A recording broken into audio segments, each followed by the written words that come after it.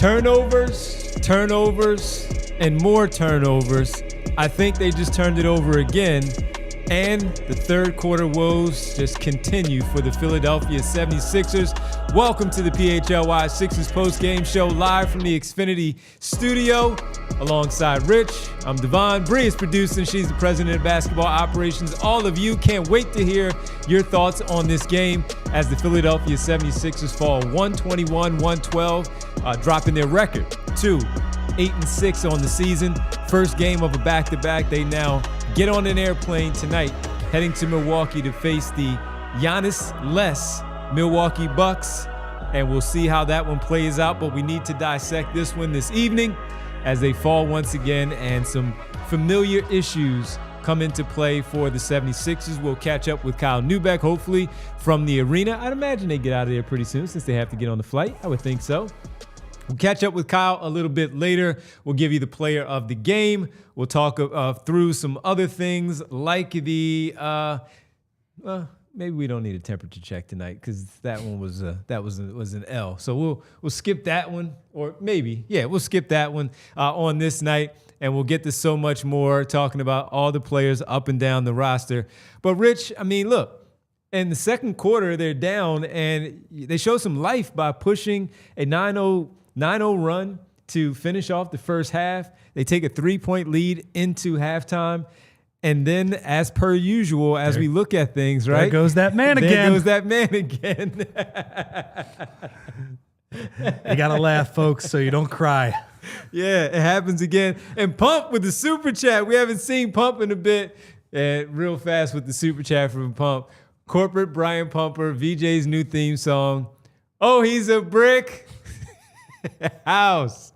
He's so mighty, letting them all shots rim out. That's pretty good, though, actually. I mean, even though he's coming in here when the guy still had 21 points tonight. But that being said, it wasn't a great offensive night for VJ Edgecombe. Made some good defensive plays, but played well enough where I thought this one, if they could have protected the basketball and if they could have not showed their face again in the third quarter like they generally do. And even with that, as we get ready for the main thing out of this one, even with that, it's another issue with the third quarter where even where Nick Nurse is changing the starters for the third quarter. He went to Grimes and Watford instead of Edwards and Barlow. Yeah. And it still didn't work. It did not work. This is baffling to me because they sit here at 8-6, and although they've been in all these clutch games, Rich, what is this, number 12 of the 14? 12 of 14. 12 of 14. I made Devon and Bree laugh. I was very happy when Scotty Barnes rimmed out on that three-pointer with 5 minutes left because I was like, it's under 5 with 5 minutes to go. We're 12 out of 14 on close games, even though this one really didn't get into super clutch time. We'll still take it. Yeah, so let's get to the main thing here tonight, Rich, because as I said, and you are spot on with this one, the turnover is a problem. 21 turnovers lead to 31 Toronto Raptors points. Sixers yet again struggle with physical, aggressive perimeter defense. And yeah, man, I mean, I think when you look at how the Sixers played offensively tonight, like some of the numbers are not that bad. They shot 47% from the field. Okay, it's not amazing, but that's fine. They shot 40% from beyond the arc. Pretty efficient shooting night. Did a great job on the offensive glass. So it was an above average offensive game if you just look at the scoring. Mm-hmm. The issue was their bad possessions were so bad that they were creating offense for the other team. And for that reason, it was a terrible offensive night.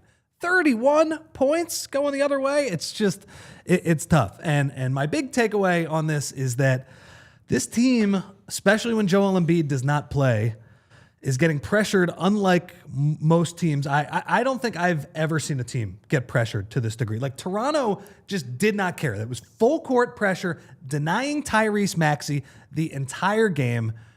And there's a couple things. They need Joel Embiid back.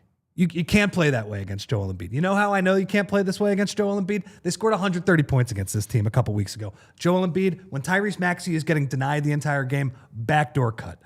Joel Embiid on the drives with Trendon Watford, triple-double instead of struggling at times tonight. So that's one thing that you need.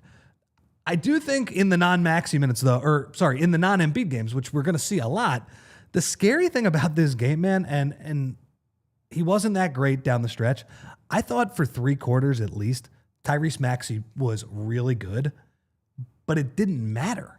It didn't matter because they were able to limit his touches. I thought with how much pressure he was taking, how they were defending him, he was doing a lot of really good things. He was making threes off the ball. He was dropping the ball off to Andre Drummond. I thought Tyrese played a very good game for most of this, but because they were so physical and aggressive and because the other guys were throwing the ball all over the place and they weren't able to get him the ball, it didn't really matter. And that scares me a little bit. Now, I do think Toronto, they lost a little bit of steam down the stretch. I thought the Sixers were able to execute their offense a little bit better because, hey, they get tired too, right? When you play that aggressive style the entire game, you are going to be tired as well. But the scary thing for me is that they were able to, even in a game where Tyrese Maxey, I thought, was taking advantage of the opportunities that he got, they were able to limit those opportunities enough on a night where he was shooting it well and he was making good decisions that the Sixers struggled and they were turning the ball all over. I mean, there was a 2-possession stretch in the second quarter where Tyrese Maxey got visibly a little bit frustrated with VJ Edgecombe, where VJ Edgecombe missed him up top. Pretty easy pass, about 10 feet away at top. And then there was a backdoor cut that I believe ended up in a turnover as well, where he missed him both times. And it wasn't just VJ Edgecombe who missed him, because there was another play in the third quarter where I thought they set up a nice backdoor cut for Tyrese Maxey, and Andre Drummond just got the ball tipped and it got thrown away. So, that was kind of the story of tonight's game, where I thought Toronto played physical, aggressive defense, and the Sixers really have not had an answer. And man, that has been the story for, honestly, since the last time they played Toronto. What's that, 4 games now? Where, they played Detroit a couple of times. They played Boston. It just has not had the level of fluidity. So they need to work on dealing with physical defense and switching and all that stuff. But part of the issue is that they're a small team right now. They're a small team. They're a little bit limited shooting when you play Barlow and you play Jabari Walker at the 4. And I thought both of those guys did some nice things on the glass tonight. But I do feel like teams have been able to take them out of their offense over the last week. And tonight, it wasn't that they were missing shots because they were making the shots they were getting. It was that they were turning the ball over and Toronto was getting easy looks on the other end. Just a great point by you, brutal, of how they've been really good protecting the basketball all season long, and they show themselves this way. And yes, the pressure has been there, but to your point, this is not something that they haven't seen all year. Number one, they saw it a few games ago against the Toronto Raptors. They put up 130. Yes, Joel Embiid was out there, but they have seen where Boston has put ball pressure on them from the get-go in their 3 games that they have played, handled them overall pretty well. To have these 21 turnovers, and as we were putting stuff out there on social media, putting our notes together, and immediately as we were looking at it together, all 3 of us here in the first quarter, we're like, man, they have 8 turnovers and Toronto only has 1? What is going on? 8 turnovers for 12 points, I think, too. Immediately. Yeah. And that is a problem. And this is something that we've talked about plenty with these guards that they have, where they have done a pretty remarkable job. First week, they weren't turning it over exactly. at all. Yeah, but for all of a sudden, the issue starts to really show itself, and it bites the Sixers in the you-know-what. So it puts them, and we bring this up because obviously it's the story of the game, and then you go to the other problem that they generally have, as we know, and that plays a part into what you have to do to forge that comeback in the second quarter to take that 3-point lead. Coming out of the locker room, you know what happens, but they continue to turn the rock over, and you don't give yourself a chance. So when you're down 3 starters the way that you are, you cannot give up opportunities like that lead to easy buckets for the other team the other way. They did a lot of other good stuff tonight, but that was so bad that it's hard to win the game, man. It really is. And honestly, what were they? They were only up 3. So people are going to bring up the third quarter, and that was terrible. I'm not going to pretend that wasn't bad. But Toronto also started to make some shots in that quarter, and the Sixers were only up 3 at halftime. I believe Toronto was 2 of 15 or 2 of 17 from beyond the arc. Now, that normalized, and they were on fire in that second half, but Devon, the honest truth is that they should have been up more at halftime. It felt good because they had a nice little comeback at the end, but they were giving Toronto so many easy points, and Bree's got the graphic up there with the turnovers. Now, the Sixers turned them over at the end a little bit with Andre Drummond getting some steals as well. Too late. But they had a chance to be up 10, 12, something like that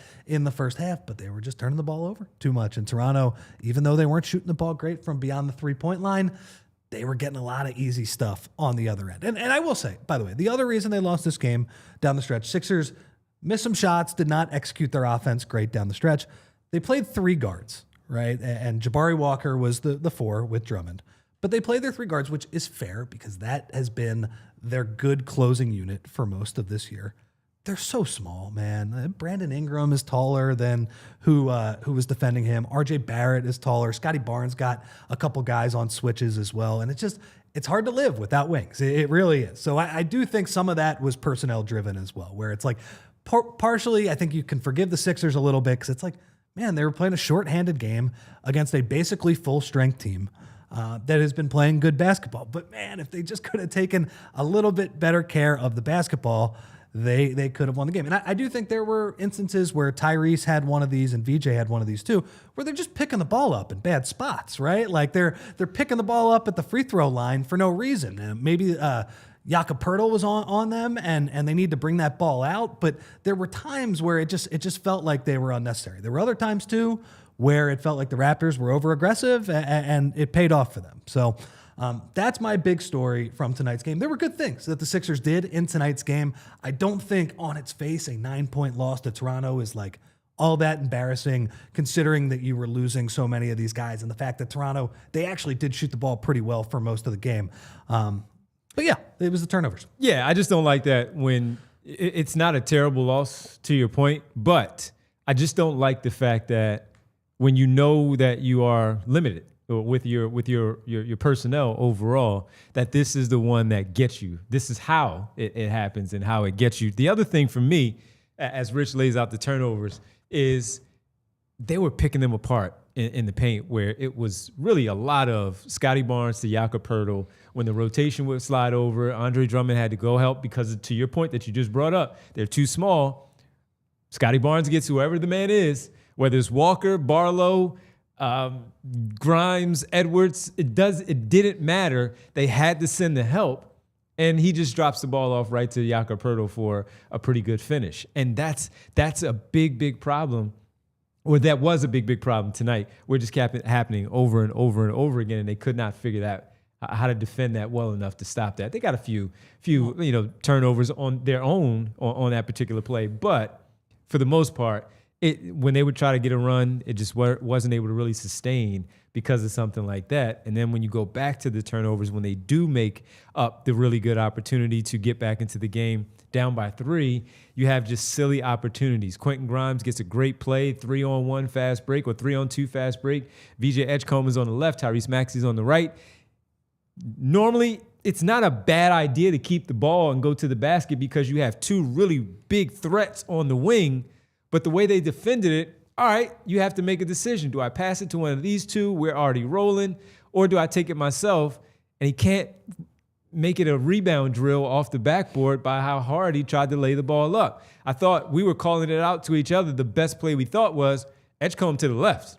Let him go up and try to finish as that athletic freak that he is and try to dunk it, lay it up, maybe get fouled, he had 2 pretty cool whatever. dunks tonight, too. And he did do that one and let that be what it was, and you go from there. And that was one big play, and then they had 2 other ones. That was one that led to a 3-pointer by Brandon Ingram on the left wing, and then there was another where it was a bad opportunity, bad turnover, and quickly comes down and he makes a 3. So where it was an opportunity to cut the lead to 1 on one particular play, it's a 5-point swing right there where instead of it being 1, it's now 6 because of what happened there. A few of those. And then the second one, I think it was a 5-point game. Miss easy opportunity. They go back and get another 3, and they push it to about 9 for the Sixers. So that was a big story. Again, they just could not sustain anything that you needed to hold off, having to exert so much energy to overcome those turnovers. We'll get to the other part on the other side, but that's what did the Sixers in. That's the story. Rodem comes in here in the chat, and he says, perfect perfect thumbnail for the show. That was all Rich. He said, threw it away. That was perfect for what tonight just tells the story of what tonight has been for the Philadelphia 76ers. And before we go to break, just one last point, because I Sure. do think corporate Brian Pumper made a good point too. The fact that they are playing a lot of two non-shooting bigs, and that's not to say that Walker, who did make a wing three in tonight's game, and Barlow, who has knocked some down as well. When you play those two with Drummond, who, again, also we know is a three-point sniper now, but doesn't really take that many threes, right? The other team is not treating Drum as a three-point shooter. Part of the reason they're allowed to be so aggressive is that they're not worried about the guy in the corner making a three, right? And I do think that there has been a frustration with the Sixers offense in terms of like the plays they run, and is it just Nick Nurse just running iso ball? And I don't want to completely take Nick Nurse off the hook, because I do think there are other things he can do. I mentioned it the other day in terms of slip screens and other things that they can do to free up some of their players. But part of the reason, though, I will say, that it looks like iso ball at times, because it is iso ball, is that other teams are aggressively switching their off-ball actions. You should watch. They do run Quentin Grimes off staggered screens sometimes. They run Maxey off staggered screens as well.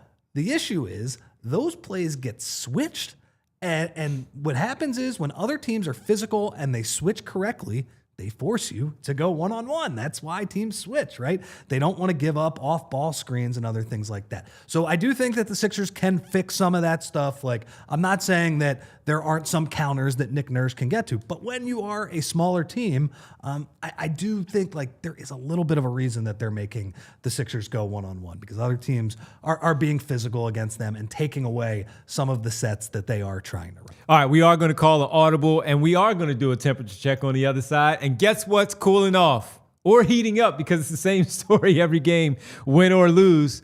We'll talk about it on the other side with the temperature check. It's the Sixers post-game show. Sixers lose, now 8-6 on the season. Got the Milwaukee Bucks tomorrow night in Milwaukee. Second night of a back-to-back. No Giannis for the Bucks, but 8 o'clock start, second night of a back-to-back. You don't know about Embiid and George as of yet. If they're available to play for the Sixers tomorrow night, maybe they are, maybe they're not. But tonight, let's recap this one together. 121-112 is the final. We're discussing it all right here on the PHLY Sixers post-game show presented by, you know I'm telling you on the other side. Got to hand it to Bree tonight, everybody. Bet365, whatever the moment. It's never ordinary. She's back on a streak, everyone.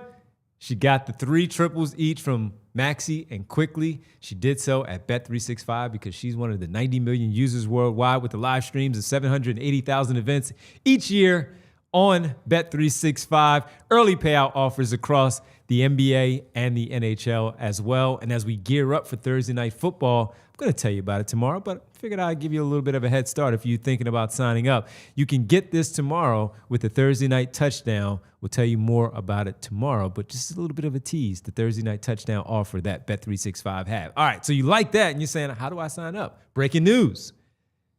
New customers get $150 in bonus bets when you bet $5. Win or lose, sign up using the code PHLY365. Deposit $10, place a bet for $5, and you get $150.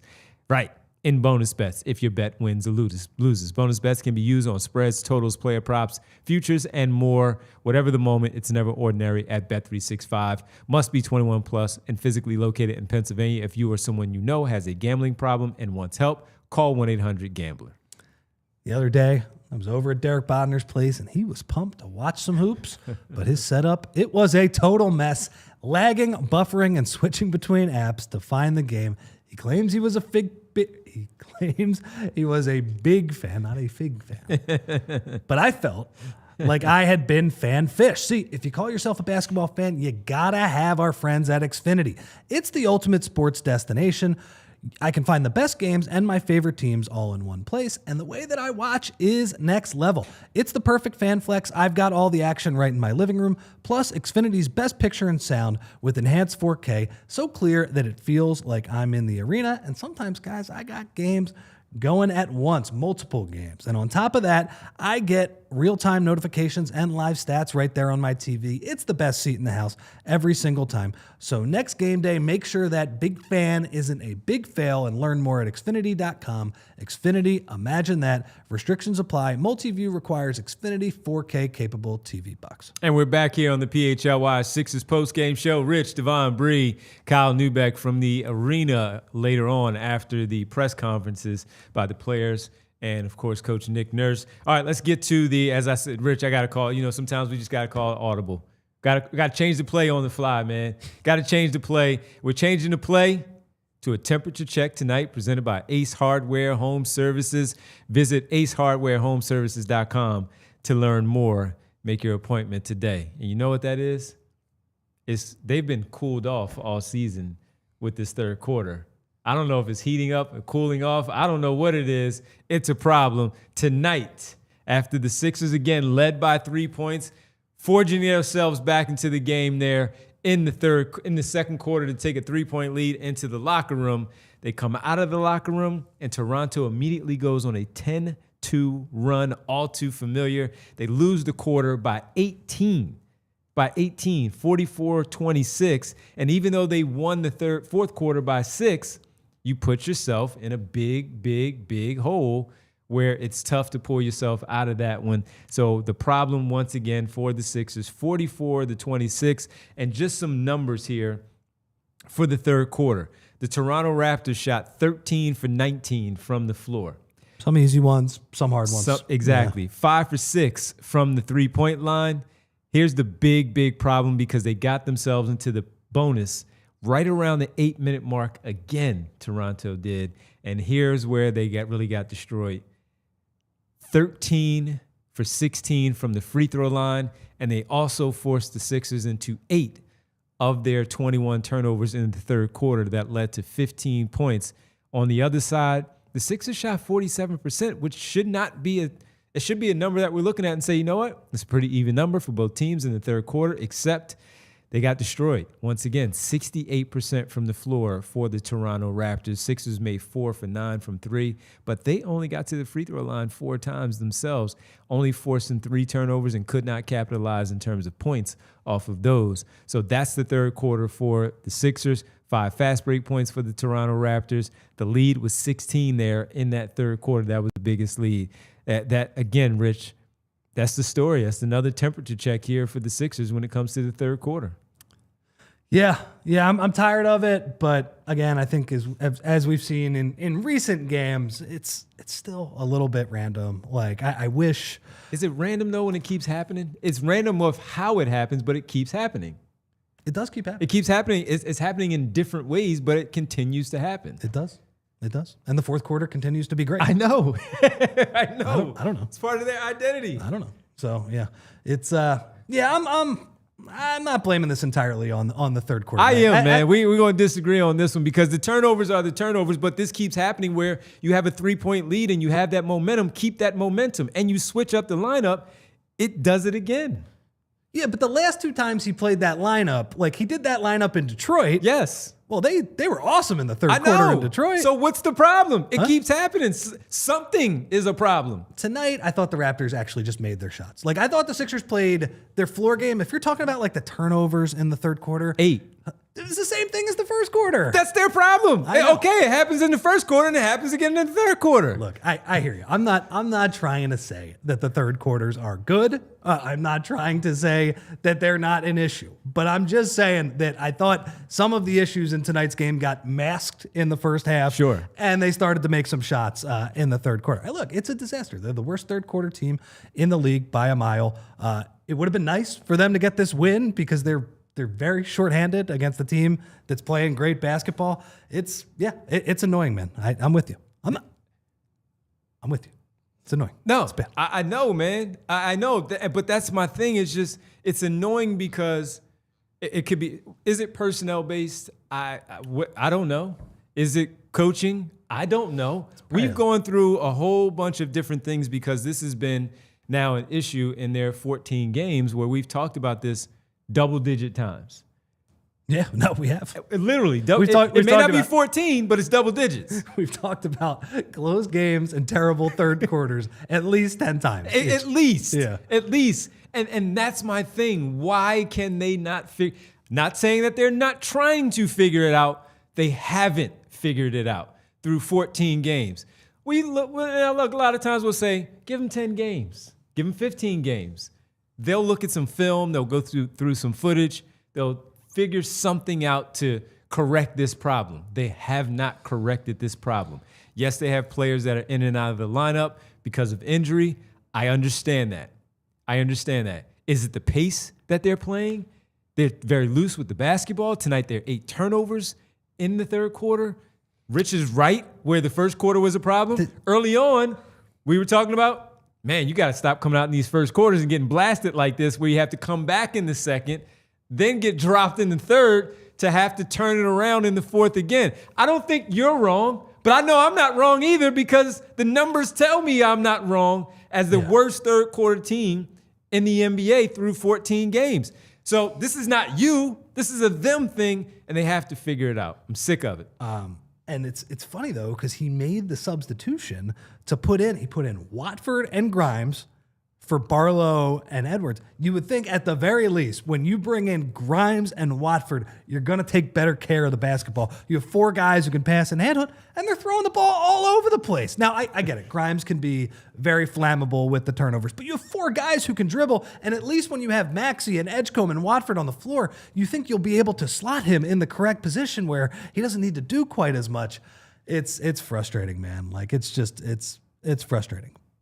But look, again, everybody, I see everybody in there talking about it where it's coaching, it's players, the first and the third, the beginning, second and fourth, all this stuff.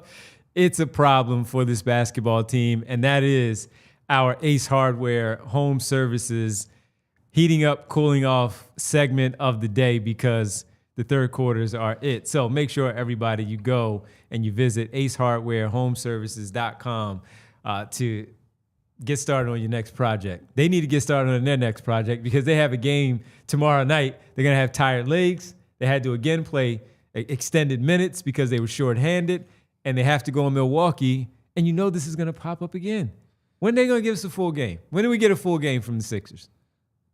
Yeah, it's almost bad. Need a full 48. It's almost bad that it was a close game because Maxey in the first half, so they lost a little bit of steam during that bench stretch at the end. But they were able to get him 7 minutes off in the first half, which for Tyrese Maxey is, 7 minutes, you're on pace to play just 34 minutes. It's like, man, it's like barely working for Tyrese Maxey. But they brought him back in. I think he played the entire fourth quarter. And because the game was close, you're almost like, man, I almost wish that was like a blowout so that he could have gotten off his feet a little bit. And Richie played the entire second half against the Clippers on Monday. Yeah, but okay, yeah. So what'd you make of Maxey's game tonight? Because there was a lot of stuff that I thought that was in there. I thought Maxey was pretty good tonight. I did too. I thought he was pretty good, and the 24 points to lead all scorers tonight.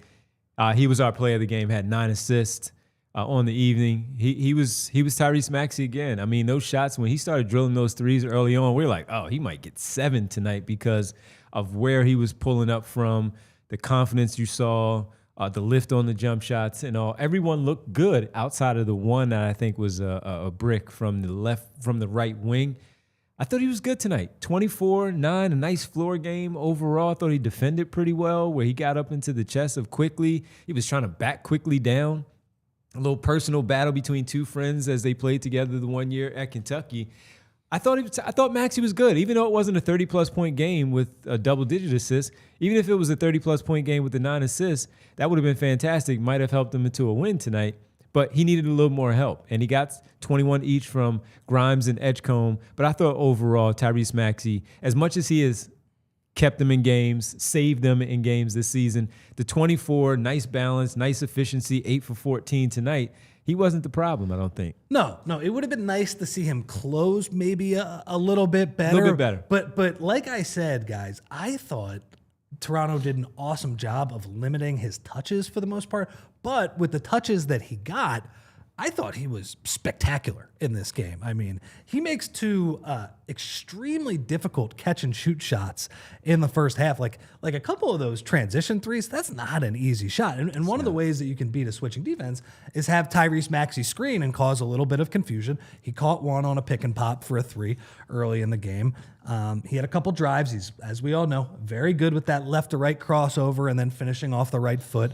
Got a couple of guys. Got Ingram. I think Brandon Ingram, I would have liked to have seen Tyrese attack him a little bit more. It just felt like Ingram's center of gravity is so high. I think Tyrese can get by him on that. I thought he was good. And then the other thing I want to shout him out for, which is something that we've seen a lot of in the last few weeks, I think he has gotten really good at, in past years, we always talked about when Maxey gets himself into trouble, he tries to shoot these layups where he falls into the first row and they don't go in, and it's a 5-on-4 on the other end and usually a 3 or an open dunk or whatever. He has done an awesome job of getting past that first defender. And then at the free throw line, there were 2 instances tonight where Jakob Poeltl stepped up and he found Andre Drummond for easy dunks. I feel like his connection with Drummond, which is mostly Maxey, it's a little bit of Drum getting himself open and creating a passing lane, but it's mostly Maxey just processing the game at a better level. I want to give him credit for that because I think that was really good. And the other thing I want to give him credit for too, thought his defense, it wasn't perfect. He let Quickly get free a couple times at the end of the game, but he battled for a lot of this game. He had an awesome rear view contest on his buddy Emmanuel Quickly early in the game. Mm-hmm. That's the second time that he's gotten Quickly in a couple weeks with a huge block. He had a couple of really nice off-ball steals when they came back at the end of the second quarter where just like really smart reading, I think it was Scotty Barnes on one, might have been Barrett on another one, where he just read their eyes, pick and going the other way. And then there was a play at the end. We've talked about how he's bulked up. Scotty Barnes tries to post him up, and Maxey is with the bigger build, gets in front of him, and they have to swing the ball to somebody else. And then Scotty Barnes pushes off, and it's all because Maxey is strong enough to at least, they talk about this in the NFL with tight ends trying to block bigger guys. He can lose slowly now, right? Like Scotty Barnes, if you give him enough time, will be able to post up Tyrese Maxey, but he's not just able to push him out of the way. Tyrese Maxey isn't going to lose fast. So there was a lot of stuff I really liked from him. Was that tonight. the one where he got him on the offensive foul? Got him on the foul? offensive foul. Right. Yeah. Mm-hmm. And so there's a lot of stuff. I thought this was a pretty good Maxey game. And it mostly was the fact that Toronto was able to take the Sixers out of their offense, why he didn't have a nuclear supernova type of game. But I also don't really think that was his fault. I think they put a ton of defensive pressure on him. And the other guys, with the amount of pressure that they put on him, when you're playing basically 4-on-4, you can't have 21 turnovers for 30 points. I know Tyrese had 3 of them as well, and those were times where he sort of picked up the ball in the wrong spot. But yeah. Anyway, that's all. I thought that was a pretty good game. Yeah, I thought he was good. He's not gonna save them every night, and tonight they could not overcome the 21 turnovers, and his 24-9 should have been.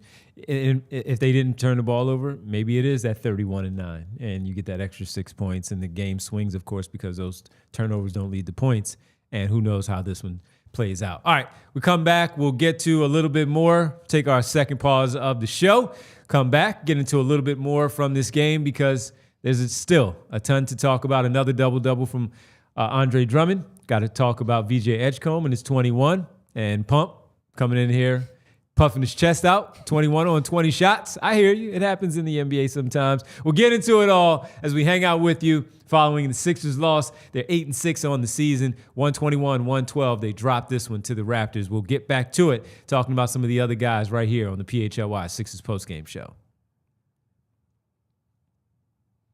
All right, folks, listen. You talk about little football and stuff and getting ready for a big game against Dallas. You can't stand them. Do we really want to see like Jalen Hurts returning punts? For a while, we didn't even want to see some of those other guys back there returning punts. Well, no, it's not worth the risk, time, or the money. You keep your stars focused on doing what they do best, and the same goes for your business. You don't want your top people buried in the operations, the tedious, time-consuming, redundant activities that wear them down. Keep your impact players fresh, like we talk about with Maxey, so they can focus on putting points on the board. That's where Togo comes in and an integrated part of your team, taking that work off your starters' plates, so they can focus on what really moves the business forward. Every engagement starts with free process mapping and engineering, no costs, no commitment. Don't bill a dime until the real work begins. That's how they work. And with programs starting as low as $1,000 a month, you're not going to break the bank. Each Togo program includes dedicated staff, custom automations, and US-based process engineers who act as your quarterback. They act fast, giving you complete control, total transparency, and instant efficiency. At Togo, turning your playbook into performance, you call the plays. We execute your way, and we advise along the journey. Visit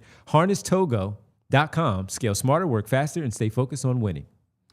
And guys, everybody's got their favorite hard tea, but have you ever turned the can around to read what's in it? Well, you can't, because they do not tell you. And while they hide what's inside, Crooked Tea brags about it. Crooked Tea brews real USDA organic tea for real flavor with zero sugar. There's no fake junk hiding behind the label. What you see is what you drink. So next time you're at the store, flip that can. And if you can't find the ingredients, just put it right back there on the shelf. Put it back. And then grab a Crooked Tea zero sugar with real tea and fully transparent. You know it, Philly. Real recognizes real, so why drink the fake stuff? Crooked Tea, the only thing better is a strip sack in the Super Bowl. Visit crookedtea.com to find a store near you. Welcome back here on the PHLY Sixers postgame show, where the Sixers get ready to hit the runway tonight. Get on the plane, take on Milwaukee tomorrow, 8 o'clock start time. So we will have a pregame show beginning at 7:30 right here on the PHLY Sixers podcast. We hope to see you at that time as well. VJ Edgecombe and Quentin Grimes, can we talk about them together here? 21 points each for the rookie and the sixth man for the Philadelphia 76ers. And Edgecombe, as Pump said, 8 for 20. From the floor for his 21. He was 1 for 6 from beyond. He had 6 boards, 4 assists, 3 steals, 2 blocks. So stuff in the sheet.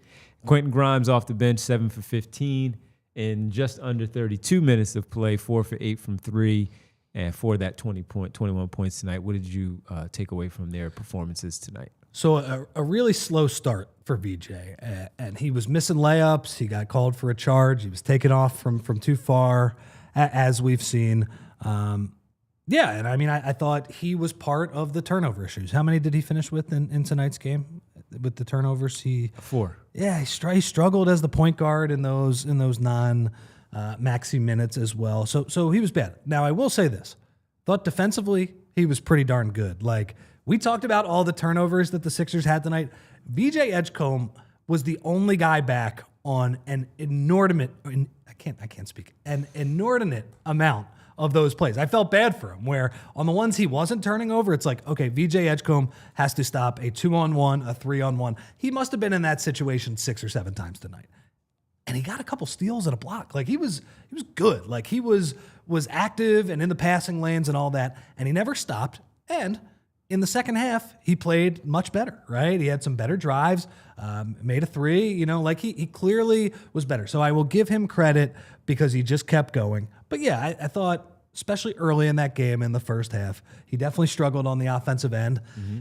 Something we've seen a little bit more, but I'm still very high on the kid overall. Same. Yeah. And I really appreciate that even when he struggles in the first half, he usually does not make it a bad 48 minutes, and he comes back and plays much better. He's on the court at the end of the game, as I think he should be at the end of these games as well, because he does so much good stuff. So, that's basically the VJ Edgecombe experience. I guess the other thing I would say, 2 really cool dunks in tonight's game as well.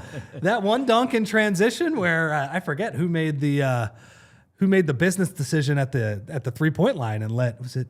I don't remember, but it was a really good play. I don't know if it was Shed or Barrett or Quickly. It was one of those. It was a guard. He went right by him, and then there was a huge dunk, and then he also got a huge dunk from Maxey for his first points as well. He's a pretty good athlete when he does that. So not all is lost. Yeah, a little bit of an up and down game as the pump man says.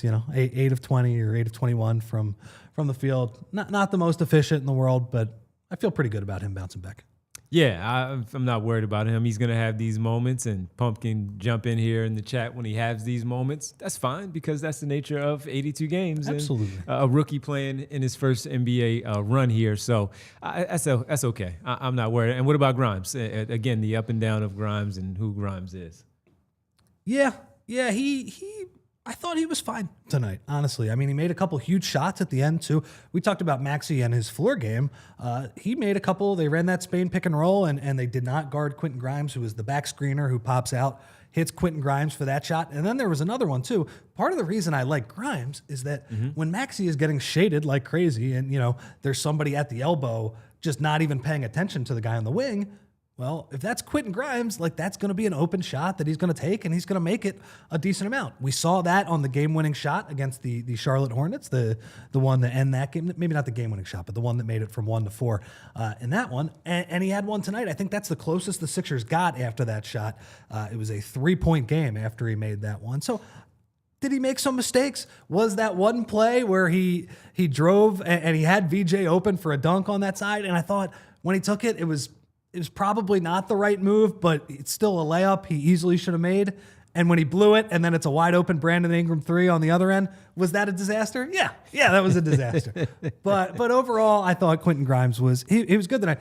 The issue though, man, is that they don't have any wings, right? And he becomes their de facto 3 at the end of these games. And as we've talked about, like VJ, for as good as he played defense tonight, and I thought he was fighting and active, and I thought Grimes was the same. Grimes is better suited to guard guards. And so if you have bigger, more physical players, it just felt like the Sixers were at a little bit of a size disadvantage, and that hurt them because Toronto, give them credit. They executed down the stretch. They made a couple floaters, quickly made some threes. Scotty Barnes made some shots. But yeah, I mean, I think they probably should make those shots because they do have a size advantage on the wing. All right, let's take our final break, and when we come back, we'll continue with the conversation on these guys. Some good minutes tonight from Jabari Walker. Also, we'll talk about him a little bit. Justin Edwards in the starting role, and we'll effort and see what's going on from the arena, what the latest is. If not, we'll just read some of the quotes and stuff from the tweets that the guys have put out there because they are really busy, and some of these guys just typically take too long when they're there, right? I mean, would you take long, you think? Think you would take long? I do take long, but I kind of think if this was my job, I'd want to get out of there. Yeah. Especially when you have people waiting for you to talk to you. But you used to see Joel would be in his full uniform and he'd stick those feet in the ice bath after the game was over. That looked pretty nice to me. It does look a little comfortable, especially watching the game. As he typically does. Always watching hoops. Yeah. Absolutely. All right, we take our final break here. Sixers lose this one tonight, 121-112. Man. Turnovers, 21 turnovers leading to 31 points for the Toronto Raptors. That's the big story on the night. We continue to talk about some of the other players, get Rich's thoughts on the Milwaukee Bucks for tomorrow night and what that might look like for the Sixers on the second night of a back-to-back. We got it covered for you all right here on the PHLY Sixers postgame show. Got to talk to you about game time. Yes, we've used Game Time quite a bit here on this show. You got to take the guesswork out of buying NBA tickets with Game Time. And the basketball team overall is pretty good. It's a pretty good experience in that building. And if you want to go and maybe check in on when some of these games, you got a Sunday game, 1 o'clock at the arena against Miami. Again, we've talked about how they had 8 of their next 11 at home. Take advantage. Download the Game Time app. Create an account. Use code PHLY for $20 off your first purchase. We've done it when we've been in Las Vegas, getting some of the tickets. I've talked to some other people that have simply said, oh, yeah, I only use Game Time after I heard you guys discussing it and how easy it is. Listen, the Game Time gives you the advantage back to fans. It's the hack for unlocking amazing tickets and experiences in a few taps. It's incredibly easy to use, and the Game Time guarantee means you can trust you'll get 100% authentic tickets on time and the best price. Plus free fees are always included. So, what you see is what you see is what you pay for because they give you the nice little option of the image of seeing that you're not sitting behind some big stanchion there in the arena. So, if you want to go to a game or go anywhere else, you got to, once again, take the guesswork out, download the Game Time app, create an account, use code PHLY for $20 off your first purchase. Terms apply. Again, create an account, redeem code PHLY for $20 off. Swipe, tap, ticket, go. Download the Game Time app today. Game time. Who? Guys, fall always feels like a reset between back to school, busier routines, and shorter days. And finding time to cook, it can be tough. And that is why I love Factor. Their chef prepped, dietitian-approved meals make it easy to stay on track and enjoy something comforting and delicious, no matter how hectic the season gets. And guys, Factor offers so many different things. More variety and more meals. You can choose from a wider selection of weekly meal options, including premium seafood choices like salmon and shrimp at no extra cost. And you can support your wellness goals. You know, that's healthy food that Factor is making for you. And on the go, it's tough to get healthy food that you can make in a short amount of time. Diet options are packed with protein and good for you fats. From more choices to better nutrition, that's why 97% of the customers say that Factor has helped them live a healthier life. I use it, and you should too. Eat smart at factormeals.com/PHLY50 off and use code PHLY50 off to get 50% off your first box plus free breakfast for 1 year. That's code PHLY50 off at factormeals.com for 50% off your first box with free breakfast for 1 year. Get delicious, ready-to-eat meals delivered with Factor. Offer only valid for new Factor customers with code and qualifying auto-renewing subscription purchase. Welcome back to the PHLY Sixers postgame show. Rich, Devon, Bree, we're here with you. Effort and Kyle, once all is done there in the locker room and from the podium. When I get home, I'm hungry right now. I'm going to get one of the Factors. Fire up some Factor, man. Factors and have at it. Right now I have 2 left. I have the chicken breast with the vegetables, and I have the sausage and peppers with the mashed potatoes. I can't cook. That's way better, right? It's perfect. Just pop that in the oven, man. I'm not a good cook either. Yeah, pop that in the microwave. Come Happy on. Thanksgiving, everybody. That's what you're getting at my house. Factor meal kits, all spread on the table right there for the holidays. Everybody. All right, let's talk about some of the other players, Rich, and then we'll get your thoughts also on. We have any super chats, Bree? Outside of, one bothering us because VJ shot 20 shots on 21. It didn't bother. Shout out, Pump. What's going on, Pump? It's fine. Bernard McCoy says, I knew we were going to lose when Watford started the third quarter. Maxey made the right play all night, but his teammates just turned it over too much. Yeah, Bernard, I didn't think Watford starting in the third quarter. Now, you might say, well, why change it up because you played an okay first half? I don't mind that. Nurse has been doing that over the past few games. I don't know. Did Watford start with Grimes in the last game? I think. In the last game, it was just Grimes for Barlow. It was just Grimes. Okay, but he has been doing this thing where Grimes does not start, but he does start the third quarter. So it didn't work tonight, and it didn't work for the reasons that you might not have expected. So I agree with you on Maxey, though. I thought he made the right play all night. Teammates turned it over. Get Joel Embiid back in the line. and Paul George. That might help Paul George. Too. One of those two. Seriously, it'll help. Because, again, I don't think you're able to play the Sixers in that fashion when you're bigger on the wing. I mean, again, you missed Kelly Oubre tonight, right? Like having him for defense at the end of that game would have been very helpful. So yeah, it's a lot. And finally, Davon, aka Schoolboy Beats, can y'all explain to me why McCain isn't backup point guard? I think he would be the backup point guard if he proved that he was back to the old Jared McCain. What did you make of him tonight? Because I thought it was an interesting game from him. I think if you wanted to look at it from a negative standpoint, you might go to that play, I believe it was in the third quarter, where he had a fast break, and he probably could have passed it to Tyrese Maxey, and he was like, I'm taking this myself. He shot an awful floater, like just a no-hoper, and it goes the other way for a bucket. I didn't say it to you in the moment, and we agreed that it was a bad play, but I didn't say it. I just thought he was scared to jump off his knee or have to play the way that he had to run the play to land or jump off the knee. And I think that was part of the problem tonight with that play. Sorry. So that wasn't good. But there was other good stuff, right? And I think to Davon's point, well, first off, it was very funny, his reaction after making the first shot. I think he gets quickly one-on-one, and it did look like he was moving a little bit better. Like he didn't create a ton of separation. I believe that was on quickly, but Jared McCain makes the shot, and then he has a very funny reaction, noting that, yes, I have not scored a basket, so far this year. Got a big kick out of that. I love Jared McCain's personality. Very, very funny reaction. And then he actually made another three in tonight's game where, yeah, there it is from Bree, just showing it. He's like, yes, I did it. He makes another basket as well where, the Raptors were switching all of the pick and rolls. And the beauty of Jared McCain is I think it was quickly guarding Tyrese Maxey, and they ran a small pick and roll. Quickly was not up on the screen, and Jared McCain says, all right, this is a lazy switch. I'm going to pull it and make that three. So you can see that he has the skill set that they would be able to use.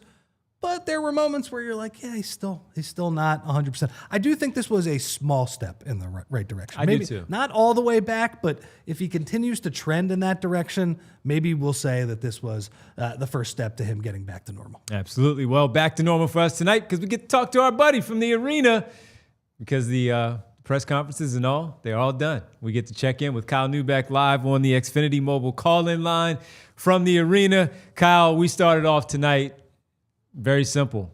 21 turnovers, don't protect the basketball, and then you add to it the third quarter once again, you lose this basketball game. I am sick and tired of talking about the third quarter, fellas. I need them to just, it's one thing to lose third quarters. Like, hey, you lost a toss-up. You lost by 4, you lost by 2, whatever it might be. Losing the third quarter by 18 points is just unbelievable. And I think tonight it felt especially bad because this strategy of mixing up the lineup to start the third quarters does feel like it has paid dividends at times already. Now, Nurse talked about this before the game. Some of that has been forced on him. One of the subs out was Kelly Oubre, who we'll probably talk about at some point tonight, having that injury in Detroit, and so they mixed things up. But by and large, I think his philosophy with Quentin Grimes coming in specifically is he wants to get him starter level minutes in the second half. He's playing a lot of second half minutes. He's been a big time fourth quarter shot maker for them. So they kind of have to get him involved with the team early on in the rotation. You might as well start him. But boy, it just was all bad. They couldn't take care of the ball. And then they're playing bad transition defense after they turn the ball over.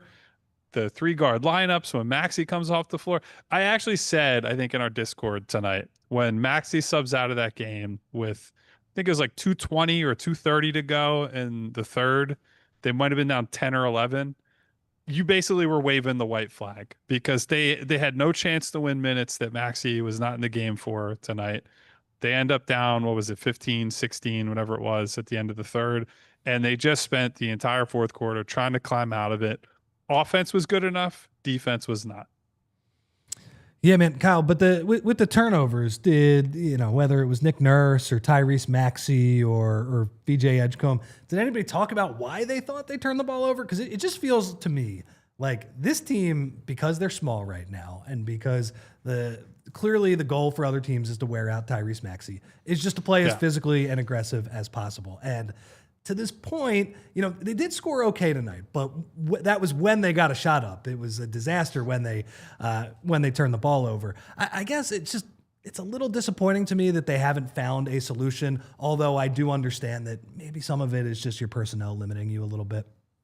Yeah, I think some of it is personnel based. I think what we see, especially in the non-Maxey minutes, is that right now, at least, neither Quentin Grimes or VJ Edgecombe is a point guard. And they're not someone who is able to keep their dribble alive perfectly. They put VJ in particular is a real roller coaster act with the ball in his hands. We can maybe talk about him at length for the good things he did tonight, but the script is out for opposing teams. You want to pressure the Sixers on the ball for basically everyone except for Tyrese Maxey. And even with Maxey, you want to pressure him because you want to get the ball out of his hands. You want somebody else to be making the decisions and trying to attack you off the dribble, trying to find the openings as a passer. I thought the turnovers were there for a multitude of reasons. The Raptors are long and athletic, so they're going to turn you over a little bit. You give them their part of the credit, but some real sloppy stuff on some basic handoffs and cuts. They're just some ball exchange sequences where Maxey and Edgecombe and Grimes are just fumbling the ball. Times when guys are cutting maybe a half second late or a half second early, passes going behind them, and then there's some miscommunication things going on. It was a little bit of everything. And even like there was a sequence in the first half where McCain looked like he finally had some momentum, and Trendon Watford decided he was not only going to attack a mismatch, he was going to attack 3 people in the middle of the floor, and an open Jared McCain stands there as he turns the ball over. So That was a bailout. a lot of young team stuff, quite frankly. We went through high turnover games and frankly a mini era when it was Brett Brown and Ben Simmons and Joel Embiid, and this brought back some memories of that tonight. So some of it you just have to say these guys are very young and they got to go through some growing pains together. Speaking of very young, VJ Edgecombe with the 21 points tonight. He had a pretty good stat line overall, helping out on defense, couple of steals, couple of blocks as well, highlight dunks that he had tonight. But it was an up and down offensive performance for him. How do you lay out what you saw from him tonight? Yeah, he talked after the game about, he keeps getting asked this question, how do you find it in the fourth quarter after a slow start? And essentially it was like, I'm trying to figure out why I'm getting off to these slow starts, was basically his answer. He said, if I knew that, then I'd be able to have these hot stretches for the entire game. And you could hear like the tone in his voice. He's very disappointed with the loss and with himself. I do love, though, this theme that has emerged of he could start the game. I think tonight he was 0 for 6, but he gets that one dunk in transition, and that's a highlight play. Whole arena and the bench and everybody are going nuts. He immediately turns that into a steal. That steal turns into an assist to Tyrese Maxey. He hits a shot in the lane at the end of the half, and he just keeps building and building and building. He only needs these little pockets of success to turn a bad night into a good night. And even as he struggled from the field, I thought he made some great defensive plays, like transition defense. He made a few plays where they didn't end up in the stat sheet, but he is flying down the floor to break up plays and force Toronto to play out of the half court. So that's the thing that has to keep being there. He's going to go through cold stretches. He's going to have nights where he doesn't have it. Thankfully, he was able to turn it around. As long as he's able to focus on the little things, he's going to learn how to manipulate the game, how to kind of wear teams down and not think like, oh, I got to, this is my time to get offense, so I have to shoot on this possession, and come to his offense a little more naturally. And frankly, iron out the finishing issues he's having where got to take one more step, one more dribble, my friend. There are just a lot of those sequences right now. Yeah, I mean, I think that's the encouraging thing, though, Kyle, is that he does have the motor and the athleticism that it might not be an accident that he's good in the fourth quarter because he's not as tired and he has just more energy during that stretch.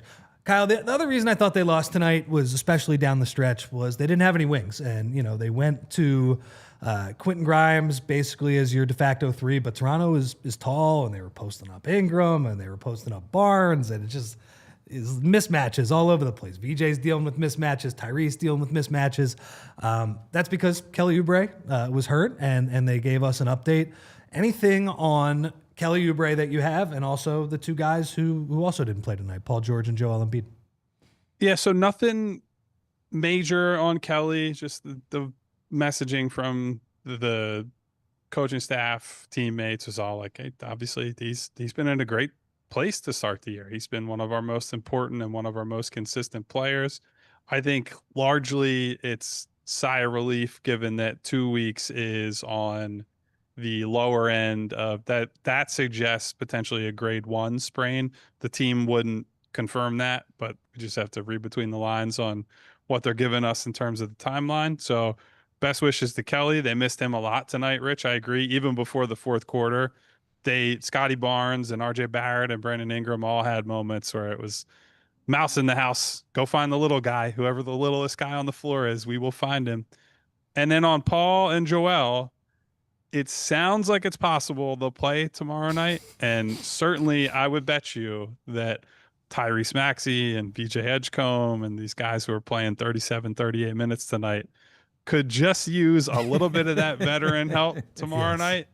But you guys know as well as I do, I make no promises with either of these 2 guys anymore as far as they're going to play or they're not going to play. I can tell you what I see. Saw Joel Embiid getting a workout before Nick Nurse's avail pregame tonight. Looks good, getting up a lot of shots. That unfortunately doesn't tell us a whole lot about his ability to get up and down and play 25 to 30 minutes in a basketball game. Another third quarter collapse dooms the Sixers versus the Raptors. Those are It's the headline for the instant observations from Kyle Neubeck at allphly.com. Kyle, make sure we catch up tomorrow. We got another game, as you just laid out, 7:30 pregame, Sixers Bucks, no Giannis. We'll see about Embiid and George. Can't wait to hang out with you and Bree tomorrow night. Get home safe, man. Appreciate it. You too, guys. See you later. You got it, man. Kyle Neubeck, again, joining us on the Xfinity Mobile call-in line as he hangs out with us here on the evening. We're heading into a quick overtime here on the show. Thank you, everyone on the television side. We'll see you tomorrow at 7:30 for the Sixers-Bucks pregame show right here on the PHLY Sixers podcast. That's, again, special start time tomorrow night. Late night, everybody. 7:30 pregame show, 8 o'clock tip time for the Sixers and the Bucks. Rich, I hope they do get Paul George and Joel Embiid. Shorthanded Doc is terrifying, man. Yes, he is. You don't want to go. Ryan Rollins for 35 tomorrow. Right, the guard on the other team, Ryan Rollins. that shorthanded Doc could throw out there. That is the scariest player in basketball. It used to be Tyrese Maxey. Yeah. All right. So who is it tomorrow? What do you? Before we get that, I know you wanted to say something else. Yeah, I have a few other things. Just want to give Jabari Walker some credit. Just some great rebounding sequences. Like we talked about the good things that VJ did with his effort and hustle. There was that one sequence where I think VJ had the first chance at the layup, and he and Jabari Walker just played volleyball on the rim. And Jabari Walker, I think it was like a fifth chance opportunity, puts it in and screams real loud. He had like a great one-handed board. Got Drummond screaming from the bench too. Yes, I enjoyed that. So shout out to him. Nice game for him. He was the backup 5 in tonight's game, like de facto. And then the other thing I would say, this is a small thing, and I think we're usually pretty complimentary of NBC Sports Philly. But guys, can we stop missing plays during live action because you cut it away? The Sixers are one of the worst transition teams I've ever seen in my life, and I felt like we missed 3 baskets tonight because Very true. They're laying the ball in, and you're showing somebody in the stands like, just focus on the game. That's all. That did happen tonight a couple of times. All right, your thoughts tomorrow? Tomorrow, I mean, I think if you have Joel and PG, you should win. But we know shorthanded Doc is a sorcerer. I know He is, man. I might be belaboring that point every time. No, it's a real thing. Because when we would bring up Nurse in these situations, we would talk about last season, hey, man, Rivers would actually have these guys ready to go, and he was ready for these games, getting up and coaching these players in shorthanded, and you would get, I don't know, never mind, not him. Marcus Morris would get 27 points and hit 4 threes in a game and be in the game. And that's where you are right now. So as you bring up the guards, I said Ryan Rollins, and I don't know, Cole Anthony comes off the bench and he's going to drop 26, right, in that game against the Sixers. Miles Turner is going to have 5 threes and do whatever Doc Rivers does when he has these shorthanded lineups, especially when he knows that Giannis is going to be out for a little bit. Giannis is going to be out. This is a game you got to win. Like, you got to win this game. But, Devon, the issue is Bucks haven't played for a few days. We know the Sixers are not a very good transition team at times. Like, the energy's got to be up. You got to take away the easy stuff. Could they be rusty, though? Too much waiting, too much time off. Well, they also just don't have Giannis. Like, I think that's one of the biggest, like we talk about. I mean, the Sixers, everybody gets mad when they lose a game without Embiid now because they've proven that with Maxey and VJ, they actually have a shot in some of these games. And if Grimes is cooking and all of those things, like losing Giannis is a huge deal, guys. It's just massive. Like it's not nothing. Yeah. So I think that's a much bigger issue than what the Sixers have been dealing with for sure. Yep. So. All right, a couple of things, everybody. Again, allphly.com. You can go read Kyle's story, the instant observations, good, bad, ugly, all from the basketball game. Another third quarter collapse dooms the Sixers versus Raptors. In order to do that, you need to go sign up at allphly.com, and we hope you have done so. If not, we could use it, everybody. So please go and do that. Also, the newsletter. Rich has the newsletter that drops every day. It's the best in the world. We're not kidding. It's the best in the world from Rich with the newsletter, PHLY Sports Daily, all that you need to know about Philly sports, not just Sixers, Flyers, Phillies, Eagles as well, some Union, some college basketball that might be in there also. Rich has been in on his college basketball. Got to talk about Kai and Anthony was in town this weekend. Sure. Right? You know? VG was at the game. VG was there. I was like, dang, I forgot. I would have made sure I was at that game just to catch him, see what he looks like in person. But You have VJ Edgecombe sitting courtside with Carmelo Anthony watching Cayenne. So Love it. there's that. That's one. And then we have the Reading Terminal a week from today, PHLY live, starting with the Anthony Gargano show on Wednesday, followed by the Birds. Rich will be a part of the Birds show. Then you have the Phillies and us at 2:30 right here on the PHLY Sixers podcast, followed by a Flyers pregame show, an early pregame show, along with Anthony Gargano from Reading Terminal, the annual Reading Terminal that we have here. This is our third one this year now. So 3 in a row every it's year. the annual, 3 in a row. Hope you can make it to hang out with us at the Reading Terminal next Wednesday, beginning at around, what time is it, Bree? Like 11:30, something like that. I think it's, I don't What time's know. Anthony at? 9. 9 o'clock for Anthony, and we'll be there all day, hanging out. Get some grub, get some stuff, right? We'll have some merch out there, I'd imagine. Hang out with us. Come kick it with us at the Reading Terminal. All right. Tough one. It's not the end of the world. It's not the end of the world. Still 8-6. Gene says don't eat too much. Turnovers are frustrating, but guys, thank you all for joining us. Go to sleep. It's not that bad. I'm telling you, it's all right. They're gonna be fun. Are we going to eat too much at the Reading Terminal? Definitely, Probably. 100%. Probably. Absolutely. Sweet Nina's banana pudding, and maybe a sandwich from the Knicks. So that's the one that my sister loves, the banana pudding. Oh, from it's Sweet unbelievable. Nina's. It's so good. Yeah, I texted her earlier. I was like, "Is that the one you want again?" She's like, "Absolutely." Yeah. So got to It's make so sure good. get that. So we might be a little late. VG's gonna make sure he grabs my sister's the go to the Sweet Nina's and pick up a few for Absolutely. me, so I can give to my sister for Thanksgiving. All right, everybody, it's time to say goodnight. We'll be back tomorrow at 7:30. It's time for the world famous. It's the roll call. The roll call. It's time for the roll call, everybody, and we begin. Win forever. Not tonight. Music Lover 31. Smog Guys, Smoggy. What up, Smoggy? Theo, Kyle Wright, Tom Jackson, Davon, a.k.a. Schoolboy Beats, with the super chat, along with Bernard and B Pump. Coming in there, throwing some jabs at VJ Edgecombe, but it's all right. Thanks for the coin. Good to B-Pump. see you there, B Pump. We got Constantine, See No Bite in the chat as well. Nona, saw Nona in there. Hey, Nona. PHLY guy. What'd you call him? Philly guy? I called him Fly Guy. Fly guy. Fly guy is in there. What up, Fly guy? OJ, Dave P. Gene Ross. What up, Gene? We had You Better Love Somebody, Love Somebody, Love Somebody, and Love Somebody Else. Hey, my mom. Hey, Mom. Good to see you, Mom. SS Relabeled. It's an interesting handle for YouTube. SS Relabeled.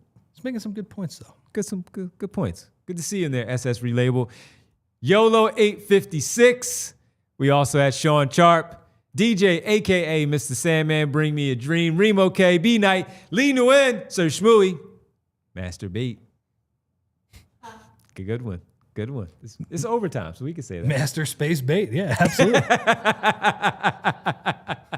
no, the way you said it was fine, too. Yeah, it's overtime. It's all You good. you put the emphasis on the right things. Yeah. Joaquin, Vic, Sean Havern. Noob, what up, Noob? Lost Noob. Sleep TV. Not tonight. Going to sleep. It's late. We got a late night tomorrow night. SB Cole, Mr. Midrange, and Tyrese Maxey Fan 17 as well. Make sure you like and subscribe to the show, everybody. We really appreciate it. As always, hit the like button. Hit that like button on the way out. Subscribe. Tell another friend to tell another friend to tell a family. And make sure you have us on Thanksgiving, because you don't want to watch Dallas. You just turn us on. Have us on for Thanksgiving as well. And when you hit the like button and the subscribe as well, hit the bell icon, and it goes just like that when it's showtime. All right, everybody. Appreciate everybody hanging out with us. We'll be back tomorrow at 7:30 for the pregame show. Sixers, Bucks, no Giannis. We'll see about Embiid and George. We'll get you all squared away for the game tomorrow night. For Rich, Bree, Kyle, I'm Devon. Bree, great job as always. As We'll always, catch Bree. up to you tomorrow, everyone. 7:30 right here on the PHLY Sixers pregame show. Good night. We all silly like the mayor.